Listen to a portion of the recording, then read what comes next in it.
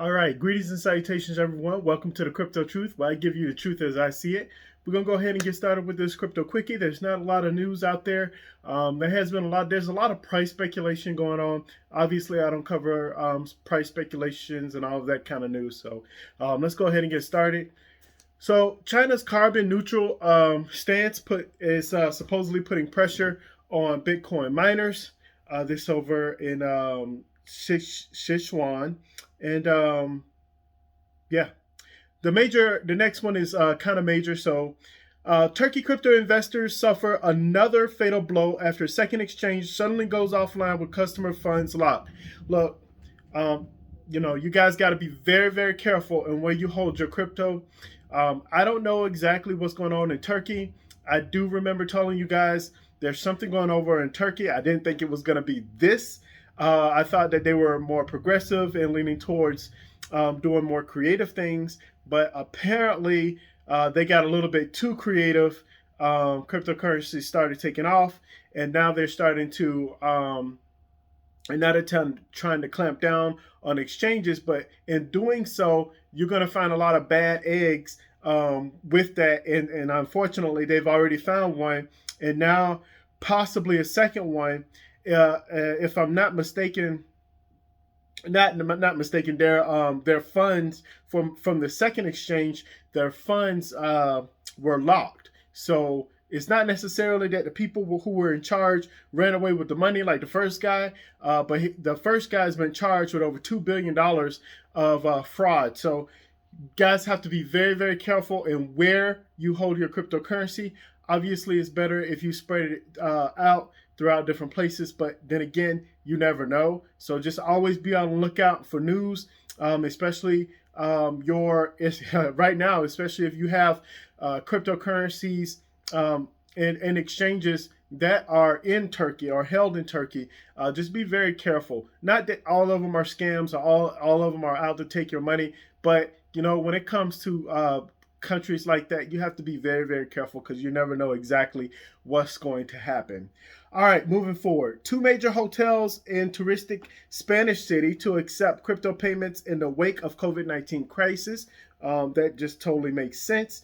SEC tries to limit Ripple's access, accusing the company of harassment. Now, last time I checked, it was them who decided to file a lawsuit against Ripple. So, and now you're citing harassment.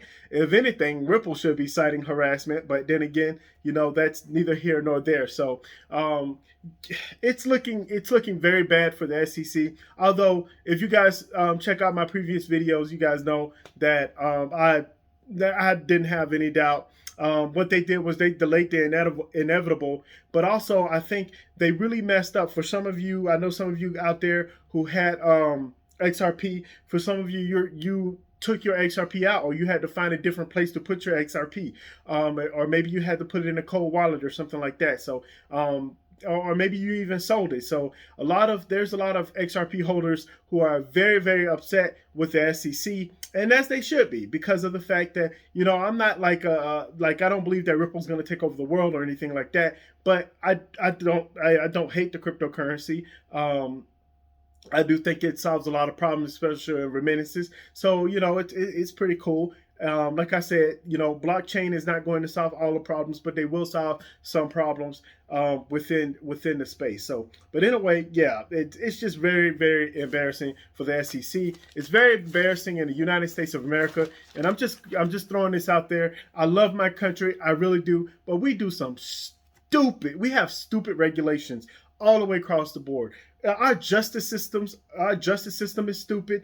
The way we hold our prisons is stupid. The way we there's a lot of idiotic things. Our rules, our laws, and then also we're so slow on the uptake because our rules and regulations. Because of our rules and regulations, we can't be quick on the draw to do anything. We have to sit up here and do paralysis by analysis type thing, and it's not moving forward at all. We have to get to a point to where we're going to move forward as a country. But again, that goes into the United States citizens actually educating themselves, which unfortunately right now a lot of people are really just too busy trying to survive.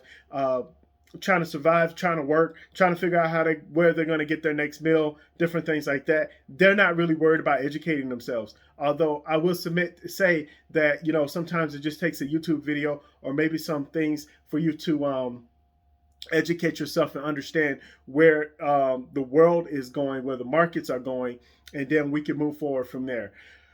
Either way, I'm going to stop preaching on that and move forward. Gemini users can now buy Bitcoin with Apple Pay and Google Pay. That's cool. Louisiana lawmakers back bill that says Bitcoin could potentially become new monetary reserve. Now, that's very, very interesting. Obviously, for many of you guys who don't know how things work over here in the United States, obviously, we are a country, but we also are divided up in states, and then we're also divided even further than that in counties and cities and different things like that. So, you know, we have municipalities at every level, and obviously, you know, depending on what direction each state wants to take depends on how progressive they're going to be or how conservative they're going to be when it comes to using cryptocurrencies. You guys have to understand, I remember when Binance US first came out, I'm like, yes, finally, because I had to take everything out of Binance because, yeah, they were like, look, we're going to show you, you're not going to be able to access your funds or do anything with your funds. So I had to take everything out of Binance. But then when I took everything out of Binance and then I was waiting for Binance US comes out and then it's not even available in my state. And I'm like, oh, you got to be kidding me. So after a while, it finally got available in the state. And the same thing with Robinhood. That was a long time ago. And this is why I dropped Robinhood, long time ago. You know, when Robinhood first came out, I thought it was pretty cool and everything. But obviously, it didn't start over in my state that I'm in here in Florida. So, but that's that. Norway Central Bank announced plans to begin testing CBDC solutions. So, you know, be on the lookout for that if you're in Norway. All of these CBDCs, like I said, I've stated this before and I'll state it again. It's not going to work out. It just won't. Just because you are run on a blockchain doesn't necessarily mean that all of a sudden it's now has a different type of value. So that's where we get in with that. It does mean that it could probably be more transferable, but at the same time, I mean, who's going to use that currency other than your country? So yeah. Anyway, moving forward. All right, so our market today is at 1,800,000,000,000. Bitcoin dominance is at 51%. Ethereum dominance is at 14%. Bitcoin is hovering around $50,000. Celo at the time of this video is up 30%, up 34% for the week. Areweave is up 21%, down 2% for the week.